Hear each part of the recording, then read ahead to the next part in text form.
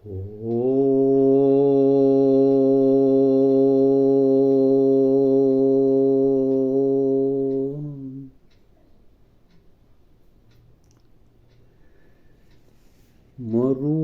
ಮುನಿಯನ ಕಗ್ಗ ದರ್ಶನ ನನ್ನ ಪುಸ್ತಕದಲ್ಲಿರುವ ಮುಕ್ತಕಗಳ ನಿವೇದನೆ.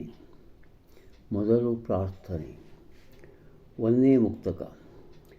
ಶ್ರೀಮಜ್ಜಗನ್ಮುಕುರ ವಿಸ್ತರದೊಳಾರ್ತನ್ನ ಮೈಮೆಯ ಪ್ರತಿಬಿಂಬ ಚಿತ್ರಗಳ ನೋಡುತ್ತ ಆಮೋದ ಬಡುತಿಹನು ಆತನಡಿದಾವರೆಯ ನಾಮರಸುವಂಬಾರೋ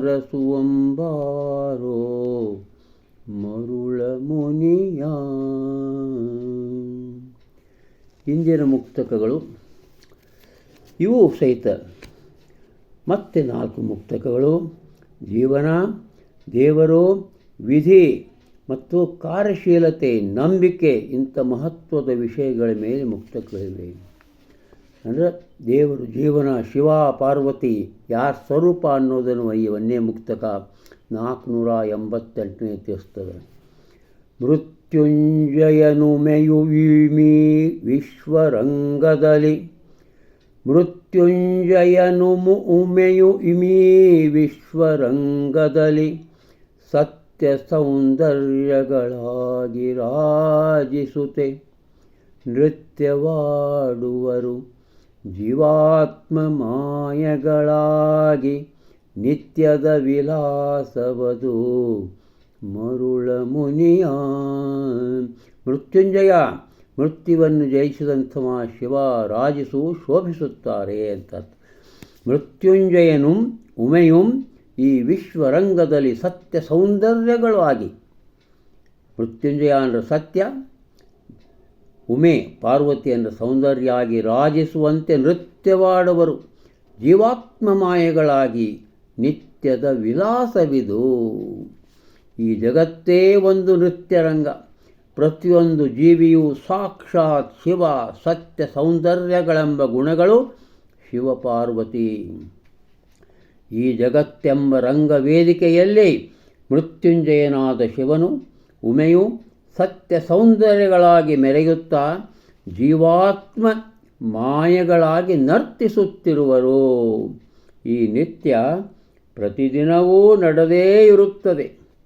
Mrityunjaya the vanquisher of death and Uma his consort shine in all glory as truth and beauty.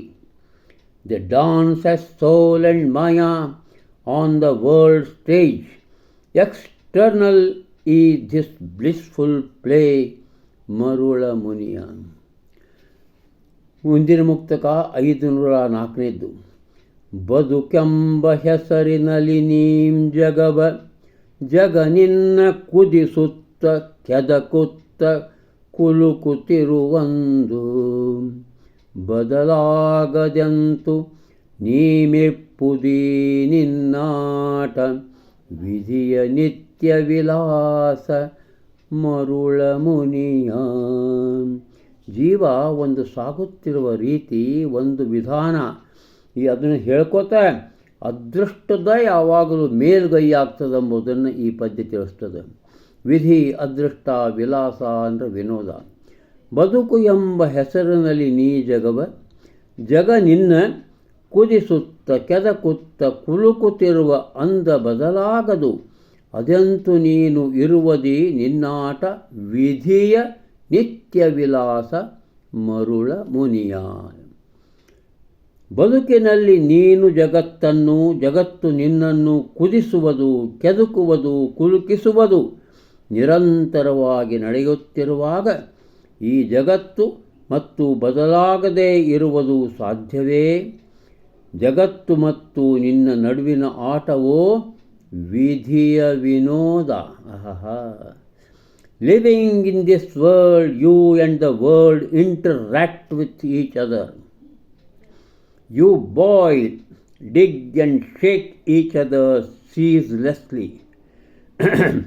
How then can you remain unchanged all your interplay is really the regular play of destiny?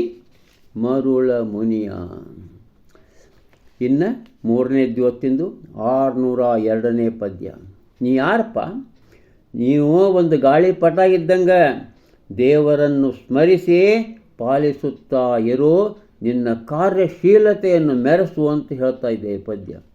ಗಾಳಿಪಟವೋ ನಿನ್ನ ಬಾಳು ಪೂರ್ವಾರ್ಜಿತವೇ, ನೂಲದನು ಮೇಲ ಕೇಳಿಪದು ಬಾನೆಲರು, ಬೀಳುವಳ ಕಾದಂದು ಶಿವನೊಲವ ಬೇಡಿನೀ, ತೋಳ್ಚಳಕವ ನಡಸು ಮರುಳು ಮುನಿಯ.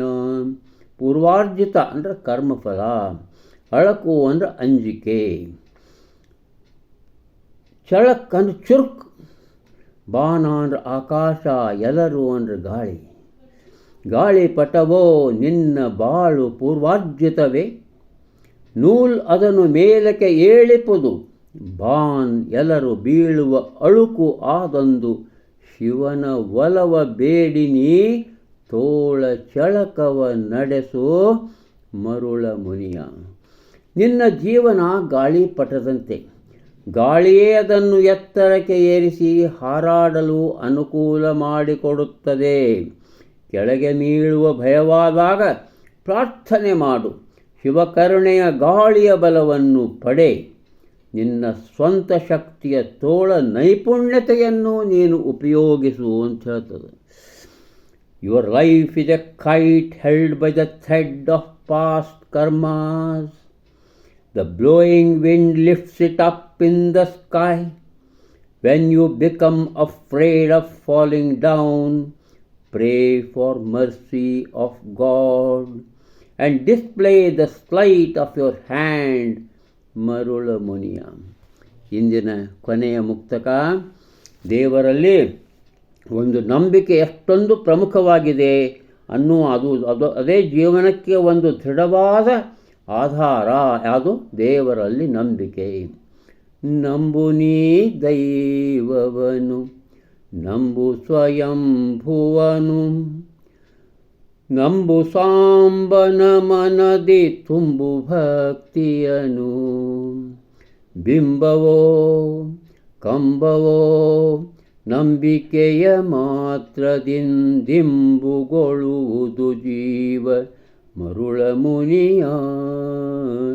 ಇಂಬುಗೊಳ್ಳುವುದು ಜೀವ ಮರುಳ ಮುನಿಯ.